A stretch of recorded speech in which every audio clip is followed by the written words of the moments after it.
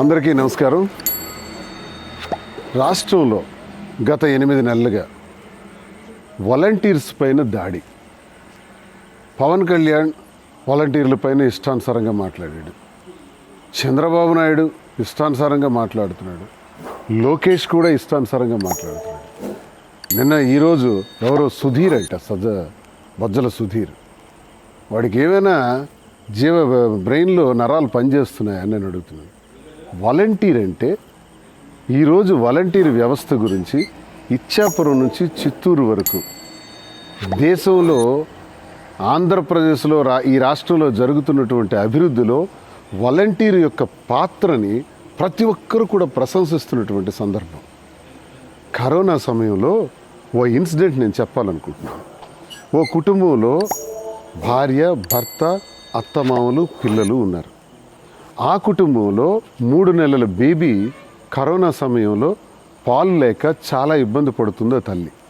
వెంటనే ఆ వీధిలో ఉన్నటువంటి ఆ ఇంటికి చెందినటువంటి వాలంటీర్కి ఫోన్ చేసి, కరోనా వల్ల చాలా ఇబ్బందుల్లో ఉన్నాను, పాలు కూడా దొరకట్లేదు, నాకు ఒక గ్లాసుడు పాలు రోజు కావాలి అని వాలంటీర్కి ఆ తల్లి అడిగితే, ఆ వాలంటీర్ వెంటనే బయటకు వెళ్ళి ప్రతిరోజు కూడా కరోనా సమయంలో 3 నెలల బిడ్డకు ఆ తల్లికి పాలు అందించినటువంటి ఘనత వాలంటీర్ది. ఇది ప్రత్యక్షంగా జరిగినటువంటి విషయం, సంఘటన నేను తెలియజేస్తున్నాను. ఎవిడెన్సెస్తో కూడా చూపించగలను.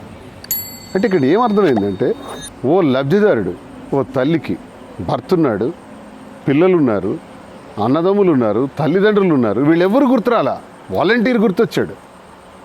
ఆ వాలంటీర్ కూడా తనకి కూడా కుటుంబం ఉంది, తల్లి తండ్రి ఉన్నారు, అన్నదమ్ములు ఉన్నారు, అక్క చెల్లెళ్ళు ఉన్నారు, వీళ్ళందరినీ విడిచిపెట్టేసి లబ్ధిదారుడు తల్లి ఫోన్ చేసింది కాబట్టి ఆ బిడ్డకి పాలు అందించాలని చెప్పే ధ్యాసతో పాలు అందించాడే, అది వాలంటీర్ అంటే.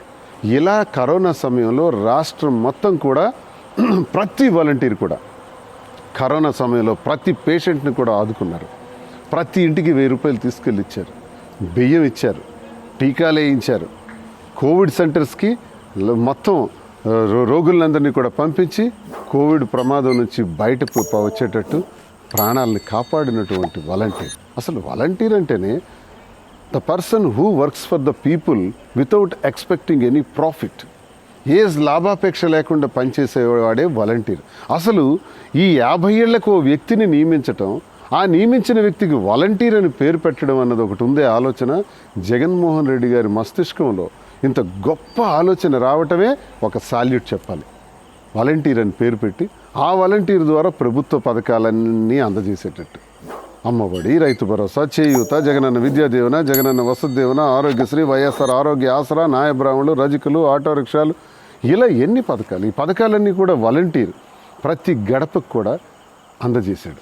ఈ 5 ఏళ్లలో 1,65,00,000 గృహాలుంటే 2.5 లక్షల మంది వాలంటీర్లు, 12,65,00,000 మంది లబ్ధిదారులకి ప్రభుత్వ పథకాలు అందజేశారు. ఇప్పుడు చూద్దాం, ఎక్కడైనా సరే ఈ రాష్ట్రంలో ప్రభుత్వ పథకం అందుకున్నటువంటి లబ్ధిదారుడు ₹1 లంచం ఇచ్చాడా? ₹1 లంచం వాలంటీర్ ఎక్కడైనా తీసుకున్నాడా? పోనీ రాజకీయాలకు అతీతంగా కులం చూడం, మతం చూడం, జాతి చూడం, జెండా చూడం, రంగు చూడం, రాజకీయం అసలే చూడం అని జగనన్న చెప్పిన మాట. లబ్ధిదారుడు అనేవాడు నాకు ఓటైకపోయినా పర్వాలేదు, నన్ను విమర్శించిన వాడైనా పర్వాలేదు, నిజమైన పేదవాడైతే, అర్హుడైతే చాలు, వాళ్ళ ఇంటికే ప్రభుత్వ పథకాన్ని పంపిస్తాను, నేరుగా వాలంటీరే వెళ్ళి తీసుకెళ్ళిస్తాడని ఓ గొప్ప కాన్సెప్ట్ని పెడితే వాలంటీర్ అది అమలు చేసి చూపించినటువంటి వాలంటీరు రాజకీయాలకు అతీతంగా ప్రభుత్వ పథకాలు అందించాడు, అవినీతి లేకుండా ప్రభుత్వ పథకాలు అందించాడు. ఈరోజు ప్రతి 50 ఏళ్లలో కూడా లబ్ధిదారులు అంటున్నారు, మాకు అన్ని అవసరాల కన్నా వాలంటీర్ అవసరమే మాకు చాలా అత్యవసరం, వాలంటీరే మాకు ప్రాణం, మాకు సర్వస్వం. జగనన్న పంపిన ప్రతి ప్రభుత్వ పథకాన్ని వాలంటీర్ మా ఇంటికి తెచ్చి అందించాడు అని ప్రజలందరూ సంతోషిస్తుంటే, ఓవైపు తమిళనాడులో కూడా స్టాలిన్ లాంటి వాళ్ళు, ఆ ముఖ్యమంత్రి గారు కూడా వాలంటీర్ సిస్టమ్ని అమలు చేయాలనుకుంటుంటే, మరోవైపు రేవంత్ రెడ్డి గారు కూడా సచివాలయ సిస్టమ్ని అమలు చేయాలనుకుంటే, కరోనా సమయంలో అమెరికన్ ప్రెసిడెంట్, అప్పటి ప్రెసిడెంట్ ట్రంప్ ఒక మాట అన్నాడు, the south Indian chief minister who established the volunteer system in Andhra Pradesh through that system he is collecting all the information from all the corners within 15 minutes to his dashboard అన్నాడు.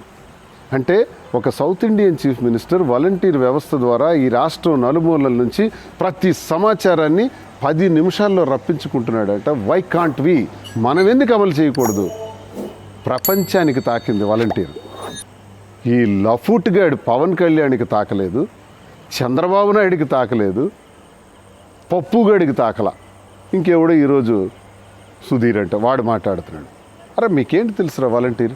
మీ ఊర్లోకి వెళ్ళండి, మీ వీధిలోకి వెళ్ళండి, మీ ఇంటి పక్కన ఉన్నటువంటి ఓ గృహానికి వెళ్ళండి, చూడండి వాలంటీర్ గురించి ప్రజలకు అడగండి. పవన్ కళ్యాణ్ గారు చెప్తున్నాడు వాలంటీర్ల వల్ల విమెన్ ట్రాఫికింగ్ జరిగిందని. నీకు ఎవడు చెప్పాడరా? కేంద్ర నిఘా బృందాలు చెప్పాయి.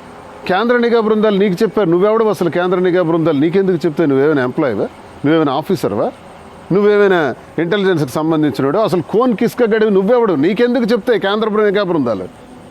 చెప్పాయి. మరి చెప్పినప్పుడు కేంద్ర నిఘా బృందాలు కళ్ళు మూసుకొని నిద్రపోతున్నారా? 30,000 మంది మహిళలు తప్పిపోతే దానికి కారణం వాలంటీర్ అని చెప్పాడే ఈ నీచుడు పవన్ కళ్యాణ్ గారు. మరి అలా చెప్పేటప్పుడు కేంద్ర నిఘా బృందాలు పవన్ కళ్యాణ్కి చెప్పాయే కానీ దాని మీద యాక్షన్ ఎందుకు తీసుకోలేదు? వాళ్ళెందుకు రంగంలో దిగలేదు? వాళ్ళెందుకు స్టేట్ పోలీస్కి ఇన్ఫార్మ్ చేయలేదు? ఆ 30,000 మంది పోనీ మరో ప్రశ్న కూడా అడుగుతాను. 30,000 మంది మహిళలు అదృశ్యం అయితే ఈ రాష్ట్రంలో ఎక్కడైనా ఈ మహిళ అదృశ్యం కావడానికి ఈ వాలంటీర్ కారణం అన్న కంప్లైంట్ ఉందా? ఒక ఎఫ్ఐఆర్ రిజిస్టర్ అయిందా? పోనీ ఎక్కడైనా ఇలాంటి అరాచకానికి కారణమని వాలంటీరే కారణమని ఎక్కడైనా రుజువైందా? లేదే. మరి మీ తాలూకా మాటలేంటి?